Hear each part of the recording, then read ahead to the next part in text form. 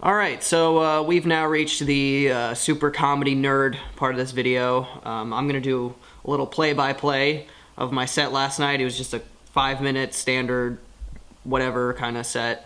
They were a hot crowd, so a lot of the jokes that I told were, I maybe stumbled over some stuff but got away with it just because the crowd was pretty good.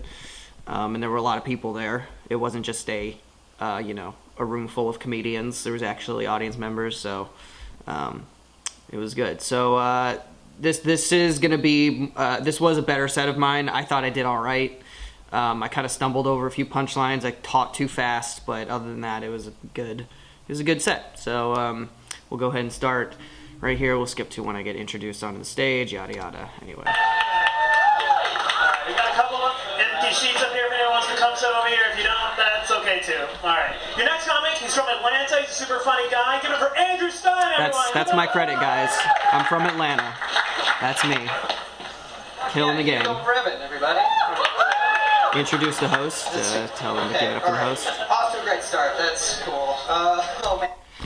Alright, that was my first mistake, was that, when I got up on the stage, the mic stand was weird, and so I was trying to, when I tried to pick it up, it, slid out of the stand, so I was just like, oh man, that's weird, am I right, guys? They had no idea what I was talking about, and sometimes that's a classic mistake, just trying to, you don't have to get a laugh within the first 2 seconds of your set, so, because when I started doing that, they were like, what is he talking about? Alright, buddy, relax. So, I felt like that was not great, but, definitely nothing you can't come back from.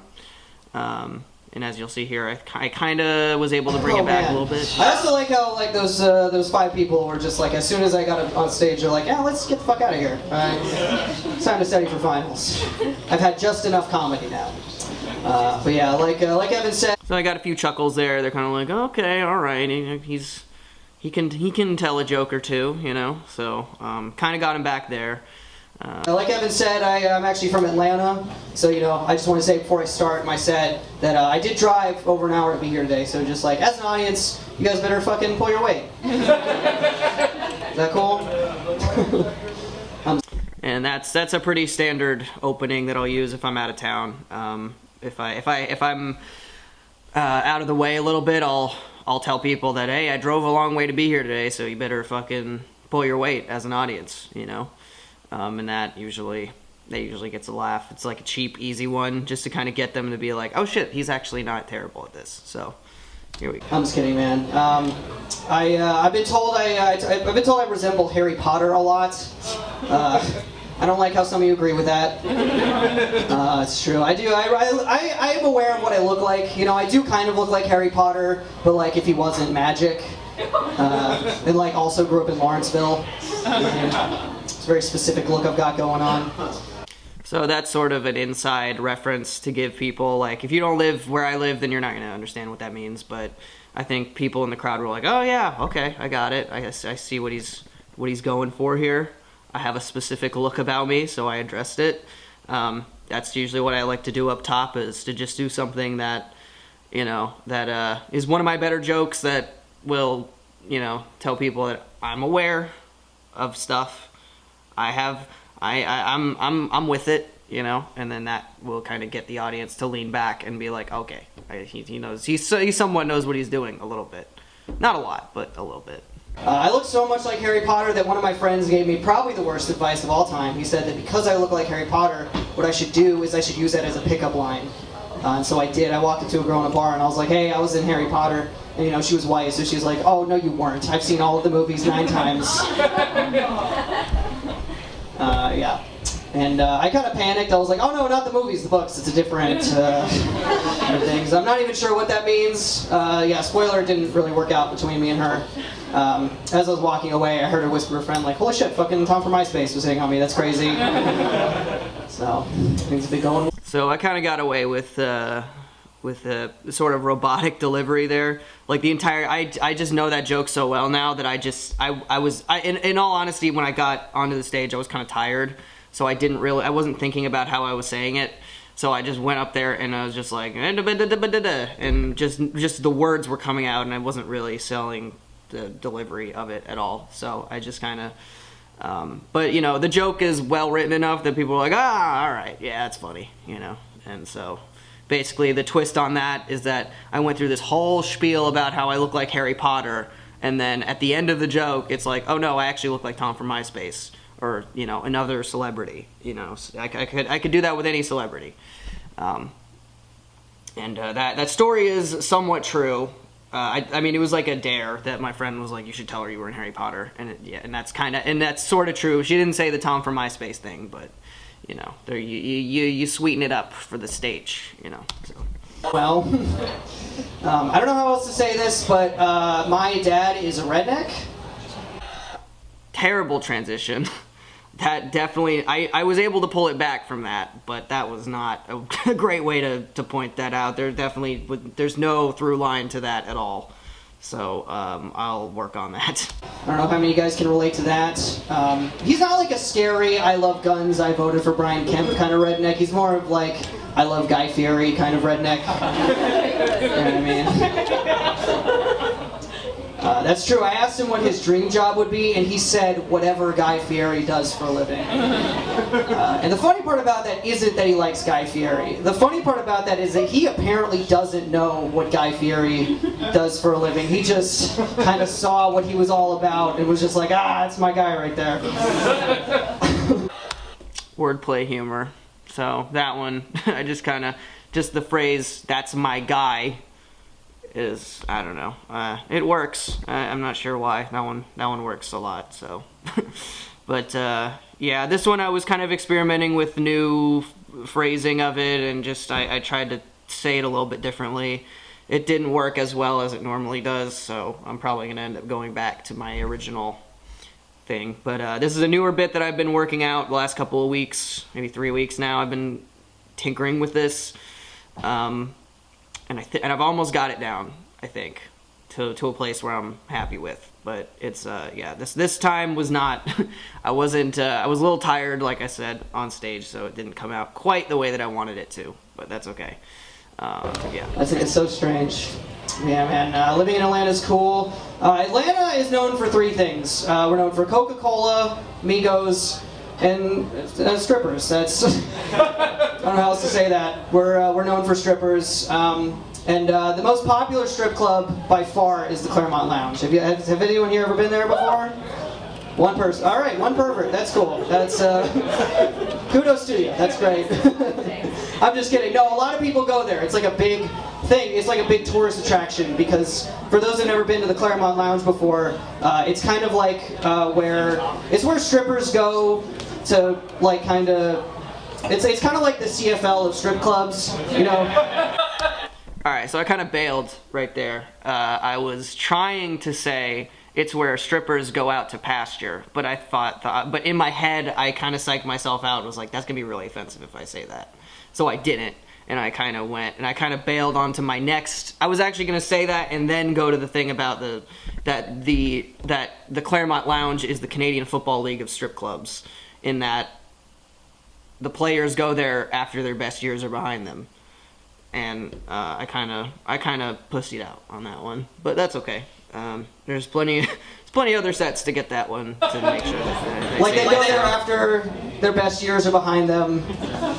Like basically what I'm saying is the women there are very old. Like the strippers there are very old and seasoned.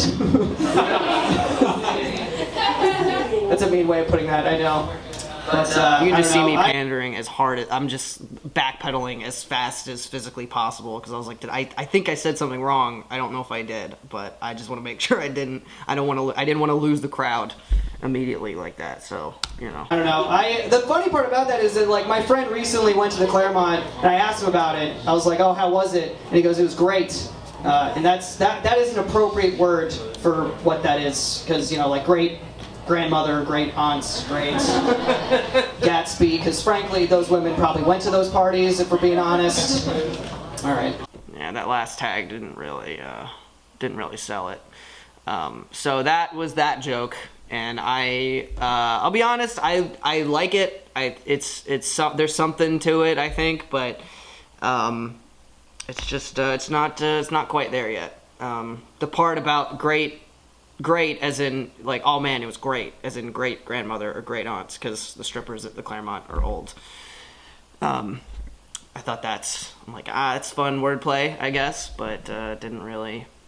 That part hit, but then the end, I have to figure out a way to tie it together into the rest of the bit. So, and truth be told, I might just end it with nothing. I could just end it with that. But I was trying to see if that would be something that would be funny, if that's at all, because it made me laugh. I thought, oh, Great Gatsby. People think that when that's the name of a thing, and it's a long time ago. So you could be like, oh, I bet the women there probably went to those parties. And then you can see me kind of... Literature jokes not gonna land. That's fine. Literature jokes not gonna land. Oh man, I just ended a new relationship. The problem was not that it was about literature. The problem is that it was not that funny. Yep. But anyway. Yeah, despite this wardrobe, no, it's been good. I like being in a relationship. My girlfriend's super cool. I'm just more excited not to be single anymore. Because like while I was single, I went on like a bunch of bad Tinder dates. I had a girl on a Tinder date tell me that I look like a guy who sleeps with an arthritic pillow. It's a fucking weird thing to say to somebody. And listen, I'm not upset that she said that. I'm upset that she's right. I don't know. Okay, so this is part of my dating chunk, which is pretty. I've kind of got that down now. This was just to kind of end on a high note. I did a bunch of jokes that I knew were probably gonna do well, and and the thing about if you're doing a joke about like either dating or race or I don't know, something hacky. If you're doing a hacky bit, you gotta get to the point fast. Because that one, I could feel them, like when I was like, oh, I went on a bunch of bad Tinder dates, I could feel the crowd being like, oh, neat. All right, so the recording stopped by accident. But what I was saying was that if you're doing a hacky bit like I'm doing right now about Tinder, you gotta get to your point real fast, because otherwise, if you don't, you'll literally just feel the audience being like, oh, neat, what else? Because they've heard 12,000 bits about Tinder already.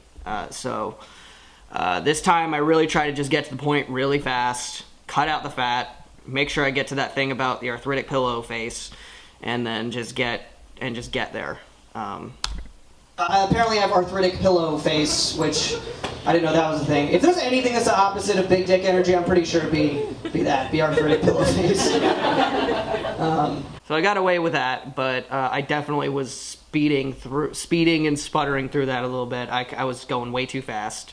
You gotta give the people time to hear what you're saying and process it before you and anyway, but you just gotta. That is a problem with a lot of people when you first start, is you just talk way too fast, because in your head you're just trying to remember the words, but you're remembering them and freaking out trying to remember it so fast that you start just you start tripping over your own punchlines. But yeah, that's not cool. I mean, that's kind of what I did there. I just was it's just like it was robotic a little bit, where I know it so well that I just was like so that one got away with it, but could have been better. I don't know. I had a different girl on a different Tinder date tell me they look like Clark Kent, which on the surface sounds like a nice thing, But that is. So right there, I forgot to set that up. And I was able to get away with it because the crowd was they were pretty generous. But normally, what I'll do is I'll set that joke up by saying, like, even when I get a compliment, it sounds like an insult, and then it kind of makes the bit make a little bit more sense. So that is just so close to Superman. Like, this girl went out of her way to be like, you don't look like a guy who'd make me feel really safe. You look like a really good journalist. I'm upset about that. So that was the best joke I had of that set. Because that I just delivered it the way I had written it, and it went. That was the biggest laugh I got. Even though I still had one joke, I should have just gotten off stage. But I had one more joke to tell, and then this is my closer. And then whenever I do comedy, I always have to tell people that I'm not as upset as I look up here. Like I am disgruntled, but I do enjoy doing comedy. It's one of my favorite things to do. But I have to admit, stand-up comedy is a weird art form. It's the only type of entertainment where people will go into a show just like actively trying not to have fun. Right? You ever meet the... No, that doesn't happen in any other kind of... No one goes to a John Mayer concert like, you guys... I refuse to enjoy Your Body's a Wonderland. I refuse to do that. But people will walk into a stand-up comedy show and be like, you'll never make me laugh. You know why? Because I'm a tough laugh. That's a weird thing to brag about. You're all but saying, hey, you know, I don't laugh because I'm dead inside. That's like walking into a church like, hey, you guys will never get me into heaven. Anyway, that's going to be my time. Thank you guys very much.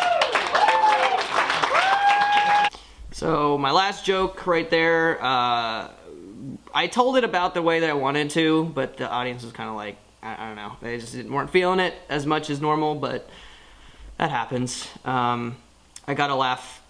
The biggest laugh was like halfway through it, which normally doesn't happen, but I think partly because it had to do with church. It was a church bit. It's about like going into a stand-up comedy show and not laughing is like going into a church and being like, you guys will never get me into heaven. It's like, why are you here? That's the bit. And so the church thing makes sense to people that go to church, but I was in a college town with a bunch of 21-year-olds. They're not going to church, so a bunch of libtards. So they were like, I get it, but it's not. That's whatever.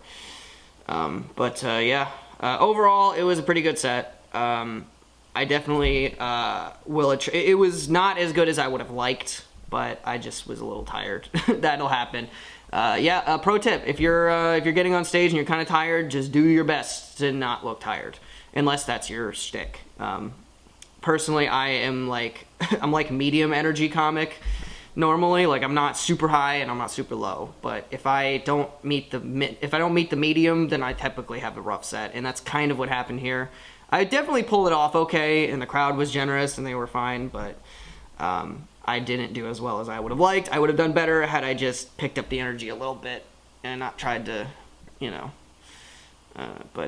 was overall I'd say like 6 out of 10, maybe 7. I had a few jokes that landed, and a few jokes that landed very well. So that was my set. So yeah, thanks for watching.